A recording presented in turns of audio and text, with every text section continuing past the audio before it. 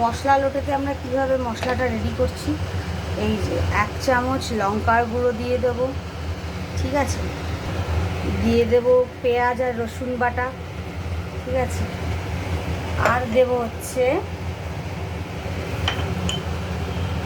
নুন, বেশি দেব না, লবণাত্মক মাছ তো। আর দেব হচ্ছে আদা বাটাটা একটু দেবো, ঠিক আছে। রসুন বাটার পেঁয়াজ বাটা তো দিয়ে দিয়েছি। আর দাঁড়াও কী দেবো দেখাচ্ছি, এক হাতে ক্যামেরা করছি তো। আর দেবো ধনে জিরে গুঁড়ো,